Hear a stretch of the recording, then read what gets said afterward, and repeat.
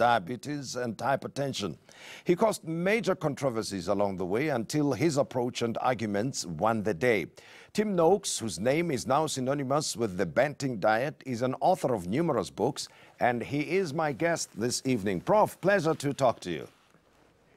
Thanks, Tim. Thanks for having me. And I can't help but go back to the time when you helped Bafana win something for a change, when we won the Africa Cup in 1996, and I'm talking to you as the World Cup is just about to be settled. What's your take of what you're seeing so far and what we're not doing right here in South Africa, if anything?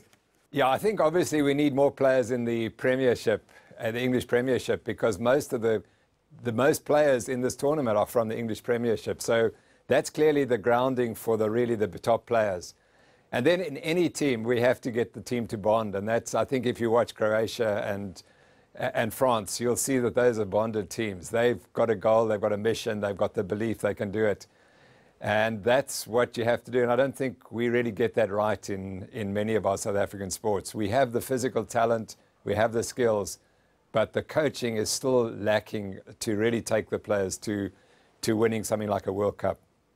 Now, as I said in the intro, you are a decorated scientist yourself, an A-lister, so to speak, and you've made the contributions that we've just alluded to briefly here. But then you sparked controversy and you were personally attacked and taken to the Health Professions Council for giving wrong advice on a subject that you've been an expert on for many, many years. How did you feel about this long, drawn-out controversy and argument with your colleagues in the sports science? It was hell. I mean, my wife and I went through hell for 4 years, but we decided that my whole career was on the line because I was being attacked as someone who had changed his mind and had completely lost it. So my whole career of 45 years was under threat, and we decided we had to go and take it on.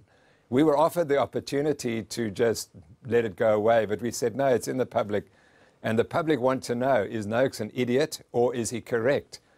And we spent 4.5 years with the goal of clearing my name, primarily, and then secondly, to show that what we're saying is true.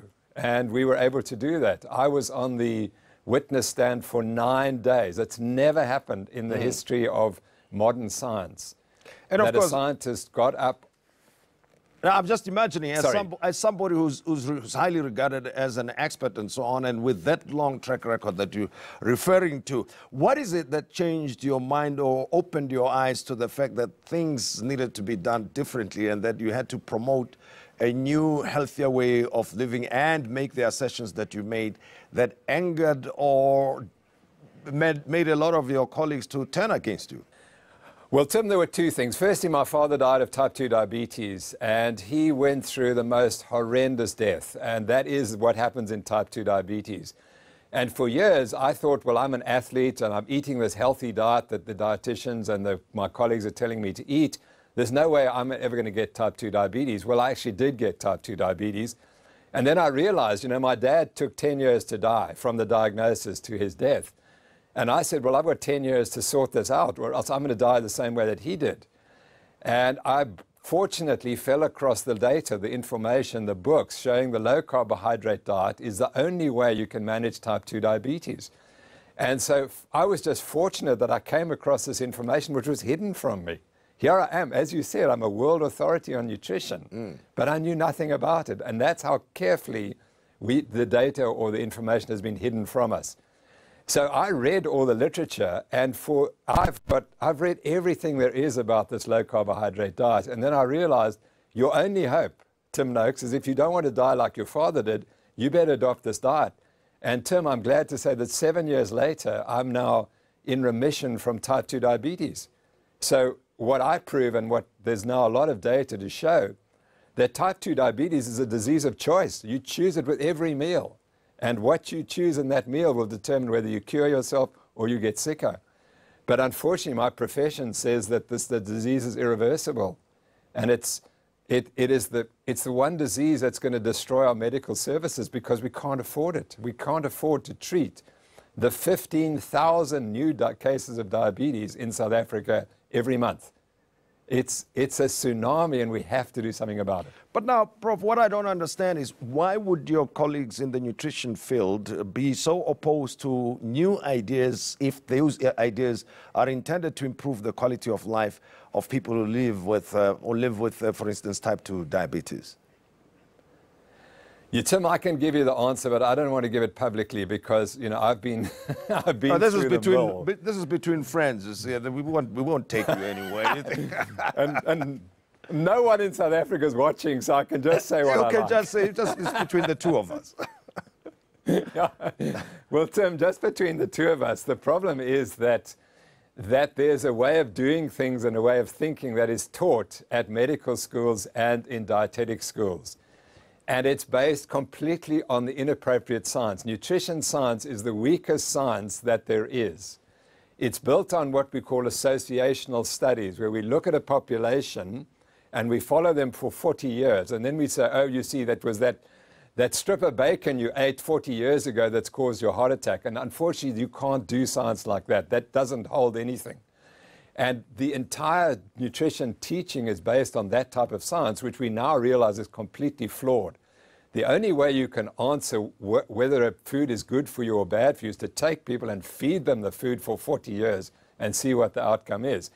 And we don't have enough of those studies. But those studies that we do have show that if you're going to eat a high carbohydrate, high sugar diet, it's very likely that you're going to end up with type 2 diabetes. Whereas if you eat the diet that I eat, which is low in carbohydrate, zero sugar, and high in fat, the probability that you'll develop chronic disease is much less. And we have to start incorporating that information into the teaching. I'm not going to talk about conspiracy theories, but you have to understand that the processed food industry has developed over the last 50 years exactly at the same time that this diabetes epidemic has happened. And so anyone with an ounce of intelligence would say, hold it, 50 years ago we weren't eating these foods and we weren't fat and we didn't have diabetes, and now we're eating these foods. Surely the foods have something to do with it. And the food industry's job is to make sure you don't ask that question. But and you know, so I'm not going to say any Sure, but I'm concerned. You've just referred to the new diagnosis of type 2 diabetes. You say it's a tsunami. You refer to it as such. And I wonder what the regulators are saying, the politics within the nutrition field itself amongst the scientists, as well as the processed food industry, that how come they continue, or everybody continues the way they are at this time. The amount of advertising that we see promoting the very foods that you say we should not be consuming, and then there's no outcry and there's no regulation around this. You know, why do we allow this to continue when more and more people are developing symptoms of type 2 diabetes? Well, you have to ask the Minister of Health that question. That's the key, because he holds the key to deciding what is taught at the medical schools and what we do about the food industry. And the reality is that we do have a toxic food environment. You can't eat healthily nowadays if you're going to eat all these processed foods. And the processed foods are the cheap foods, so that's what the poorer people tend to eat, and they have the highest rates of ill health.